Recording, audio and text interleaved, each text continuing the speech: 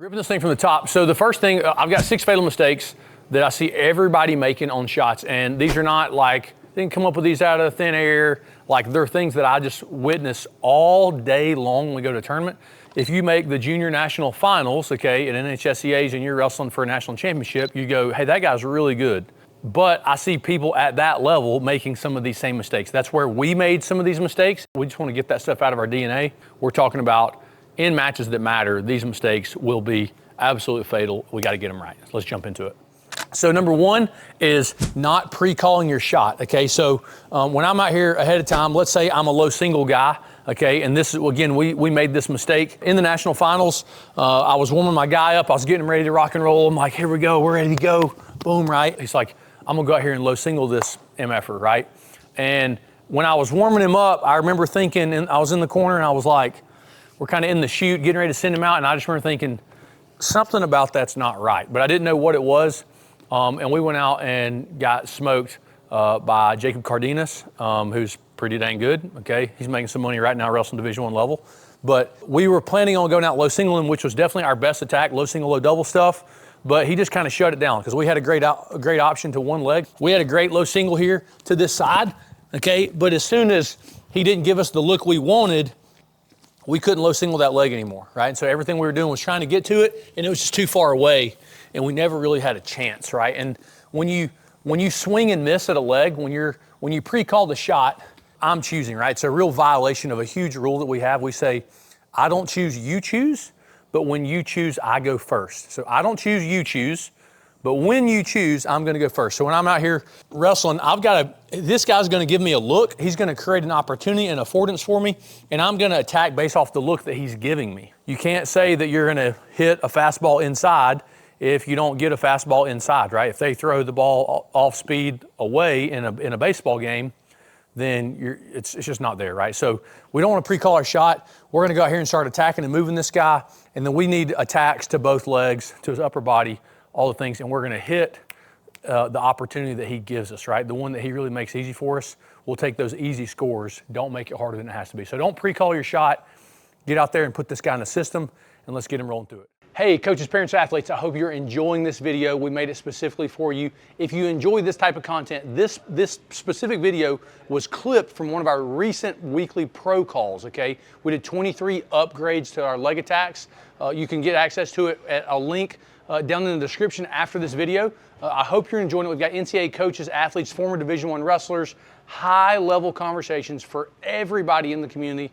If you're interested in that, go check it out. We hope to see you on the other side, okay? Now back to the video.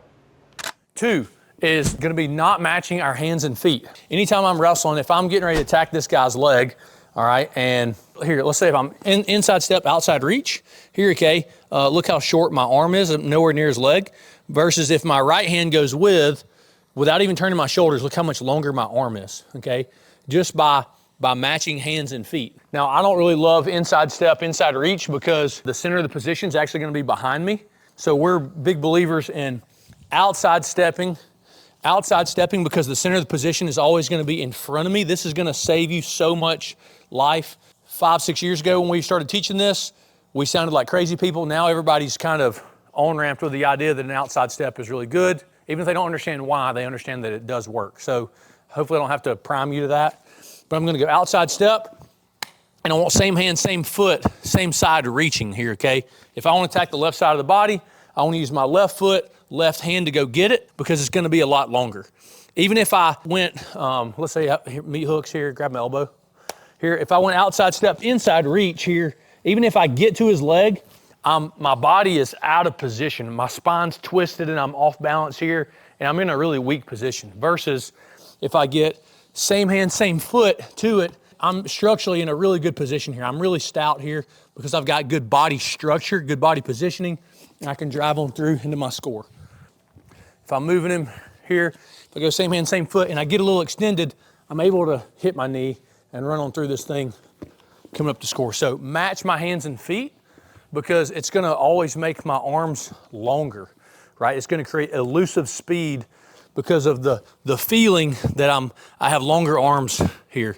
The difference in this is I miss the leg versus here, boom, I'm able to catch it.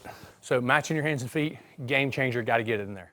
Number 3 is letting your chest float. So when I go to hit my shot here, boom, and I hit, right now my chest is floating in space. It's disconnected, okay? So I want to be chasing a chest connection on everything that I do. If I get chest connected to his body here, it's going to be easy to score. Whether I'm on high crotch, double leg, or single leg, chest connection is going to solve all these problems. If I'm hitting a duck under and I roll through the hole here, if my chest is floating, it's easier for this guy to get off the line here and get his arm back down. So let's say I go to hit a big duck under, I'm gonna go slow. When I get to here, it feels like I've got him beat, but if we play at the same speed here, ready, Russell, he's gonna get his elbow back down and score. Versus if I roll through, boom, and I get chest connected, now when he tries to face me, nothing happens. I can reattack through and find the knee here and finish on his body, boom, to the mat. Or if he goes to turn away, into his spine and ready to wrestle. Okay, so chest connection. I don't want my chest floating. Whether I'm on high crotch, double, single, as soon as I start to get extended, my chest is gonna be floating. I've got to reconnect, boom here, and now I'm ready to rock and roll. Up, scoring. Chest connection is huge, and you're gonna be looking for that chest connection, not just from neutral, but in all positions. Game changer, gotta get it. Fatal mistake, number 4, is gonna be chin up. So when I get in here on a shot here, okay, everybody says head up. Right now, my head is the highest point on my body, okay? It's the highest point, but my chin is not up. The difference in me being chin down and chin up here is absolutely huge. Here, if this guy starts to sprawl on me or do anything, like I've got his chest propped up because I'm chin up. It's active here, right? I'm using my eyebrow to drive up into the center here. I'm not using my ear. I'm actually literally trying to get my face into him here because my neck's gonna be a lot stronger as I do. If I've got this kind of neutral chin, right, where my head is still up, everybody's coach's cue, head up, head up, head up. My head is up. It's still pretty up, but I've got what I would say is a neutral chin. It's not chin tucked, it's just kind of neutral. The same way that when you're walking around, your chin's naturally pointed down. So I'm in this neutral spine, but it's easy for this guy to get my head down. He can collapse my head easy, and he's able to beat me, reestablishing a chest connection himself. Go ahead, sprawl. Yeah, boom, and I'm gonna get beat, okay? Start giving up inside ear position, all kinds of issues. So I've gotta be chin up on my shot, whether it's single leg, whether it's double leg. Boom, here I'm chest connected, chin up. And now my head is propping up his chest here so he can't come collapsing down and establishing a defensive chest connection. Up and through this guy, ready to score. Chin up on your shot is everything. I even see guys, if I'm getting ready to hit a duck under, they want to duck their chin to get in, but when I get here, this guy's able to collapse down over the back of my head on the way in, versus if I hit this thing and I'm chin up the whole time, when I get there, he's stuck in the pocket. I can redrive through and score. So there's micro mechanics on chin down is huge. People they're wrestling, they'll duck and put their head down to fire this shot off, and there's just literally no chance. My back is gonna, when he gets his head down, my back is just gonna go skiing down underneath him, and I'm giving him a chest connection the whole way. So I level change here and I start going, I'm head down. There's literally no chance of me scoring here, okay? The problem in developmental wrestling is when you get there, you actually do score sometimes because the other guy's like also super bad, right? So you negatively, I'll say you positively reinforce a negative habit. So I start to program that this is good and it works. It's a possible movement solution, all right? It's a good way to make the move work, but it's only because the guy I'm wrestling is really bad, right? So I'm reinforcing a negative habit, a bad habit, and I don't want that. So we got to make sure we're chin up the whole time, whatever it is. Boom, chin up into it here. Now I've got a lot of life. I've got the same thing on like low singles, a level change in on my shot. Boom, I'm chin up, eyebrow in here, okay? Giving me a lot of life in this position by getting this detail right. So easy to get wrong, so easy to ignore, so easy to overlook as a coach or an athlete. But the difference in chin down, chin neutral, and chin up are, I mean, yeah, they're worlds apart. Got to get it. Okay, next, using our dominant shoulder. I like to talk about dominant shoulder like you're using a baseball glove, because in baseball, if you're right-handed, you get really good at using that left glove. You got your big leather glove on. There's a nice little pocket, and it becomes an extension of your hand. and you really develop a nuance and some familiarity with that thing. When we're talking about child development, right, or just human development period, we learn how to use our hands really well. The next thing we learn how to use a little bit is like our feet. In wrestling, we talk about using our head some. People still don't do a great job of it. But one thing that gets developed passively is this dominant shoulder. So when if I'm right-handed and I shoot a high crotch, my right shoulder is into this guy. If I'm on a double leg, my right shoulder is into this guy. If I shoot my single leg, my right shoulder is into this guy, right? And this feels more comfortable because I develop some sensitivity, some awareness when my shoulder is in the pocket and when it slips. So if I'm on a single leg here on him, right, or even a high crotch, let's say a high crotch, okay? This is not necessarily a favorable position because I'm facing away from the center. I'm not facing my opponent. I'm facing away from him here. I don't have a great angle. If I start to cut the corner, it becomes favorable a little faster, but you don't get there quite so easy, right? If the guy's good, you're not gonna just land there. So, but I've got my dominant shoulder in, so I have some life where it doesn't slip out. If my shoulder slips, I'm gonna lose this position every single time, okay? Or if I put him into crackdown, drop down. Right shoulder is dominant shoulder, it's inside here, okay? I've gotta really do a great job getting my shoulder in the pocket here and making sure that I've got everything where I want it. If it slips outside here, this position's over, okay? The winning and losing that position is not super high level, okay? But coaching that position intelligently or developing that position intelligently is really high level, right? And so that's kind of where the nuance is. I want to help athletes understand that when I'm developing, I don't want to learn how to be a switch hitter in baseball. You don't want to learn how to hit from the right side and the left side of the plate. You want to get really good at hitting on one side of the plate. If you play baseball, you don't want to learn how to field the ball with a glove on your left hand or on your right hand. You want to be really great with your glove on one side, okay?